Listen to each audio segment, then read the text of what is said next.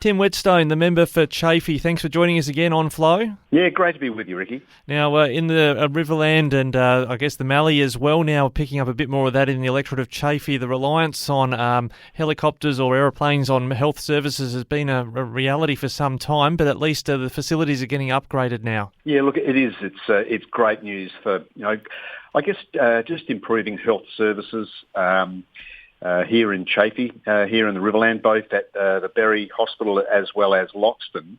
And I think it's a commitment of $7 million for South Australia regional hospitals, but very important here in the Riverland that we continue to improve and upgrade our health services.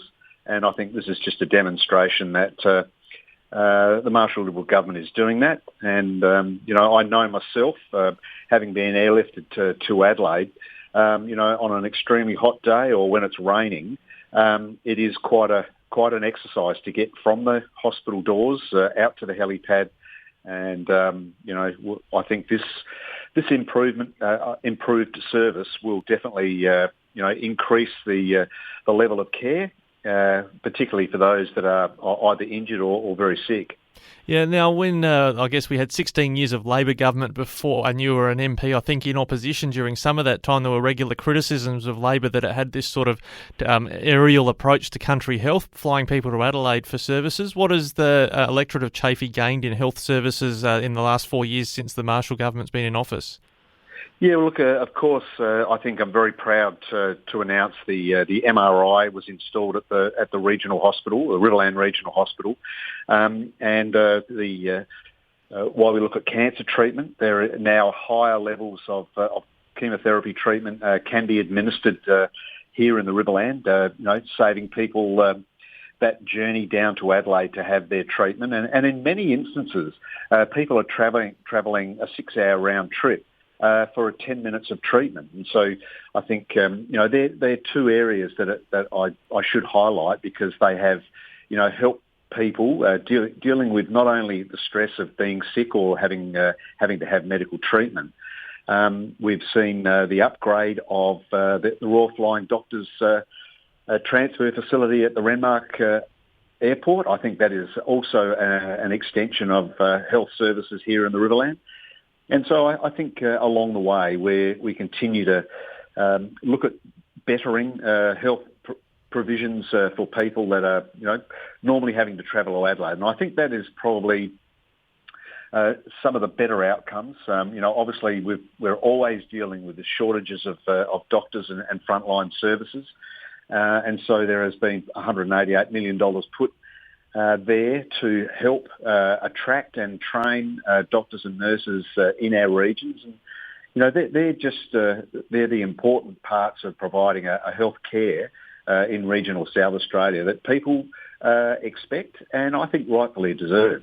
Now, there's been a bit of frustration expressed, or maybe it was a beat-up, I'm not quite sure, regarding the obstetric services or birthing services at Wakery Hospital at one point. What's happening at Wakery Hospital in terms of future funding and investment? Yeah, look, it is a problem down at Waikerie, and I must say that the lack of midwifery at the hospital has had to see those the obstetrics put on hold until we can actually get those frontline professionals to locate to Wakerie. And it is a service that has been with that hospital for forever. And, we all know and we hold dear to our heart any of those health services at our local hospital should be retained. And I know that the Minister, I've worked with him extensively about this, and attracting health professionals to regional centres is becoming harder and harder. And I guess that's why they have put significant funding on the table to either train healthcare professionals in the regions or putting more money on the table to attract them so that we can provide a full and complex level of healthcare. Now, for those that can't get treatment locally and have to go to Adelaide, there's been the Patient Assistance Transport Scheme, or PATS as it's known within the health sector. That's finally getting a boost from the Marshall Liberal government if it gets re-elected. Yeah, that's correct, Ricky. And, we've seen for a long time people have been disadvantaged living in the regions and having to travel to Adelaide for for treatment or visits.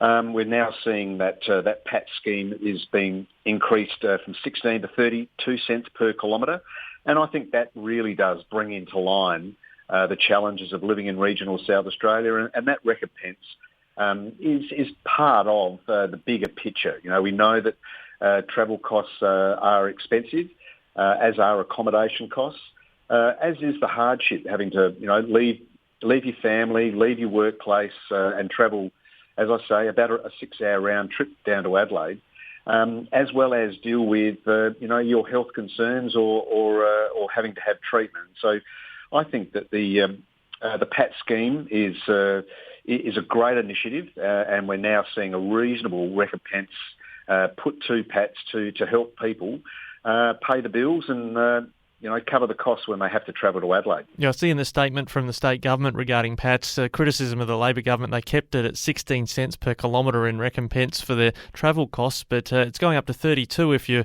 re-elected as a Marshall Liberal government. But with the petrol price where it's gone lately because of the crisis in Ukraine, maybe it could be indexed or something to go a little bit higher. Yeah, well, look, there's something that we will definitely keep an eye on, but I think, look, this is a very good start.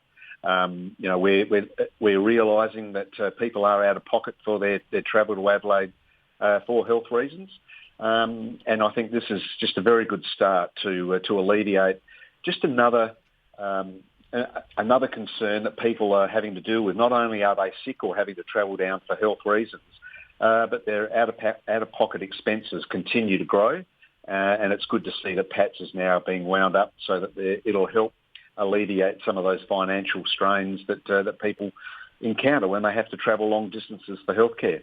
Now, just lastly, it looks like there's a poll up in the local newspaper suggesting you might have to go to preferences if you can believe the polling. You did have to go to preferences last time in the electorate of Chaffey. We've now got a running order which sees there as a Labor candidate running. We haven't been able to find one yet, but now there suddenly is.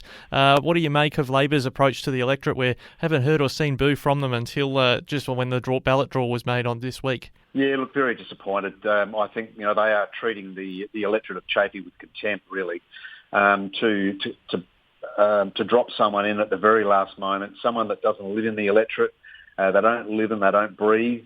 What I do here in Chaffey, and it really is a sad indictment on the Labor Party for the way that they've behaved, not only in government, treating the regions the way they did, but putting flying in candidates from Adelaide, in just pretending that they really do care about what's happening in Chaffey. I think they need to have a really good look if they want to be genuine contenders and have a candidate up here in Chaffey. They need to do the right thing by the people, and those people that are welded on Labor voters should really consider whether a vote for Labor is worthy the way that they've treated this electorate. Well, Tim, we've run out of time and you've been generous with your time. Thanks so much for chatting with us today. Appreciate it. Always a pleasure, Ricky.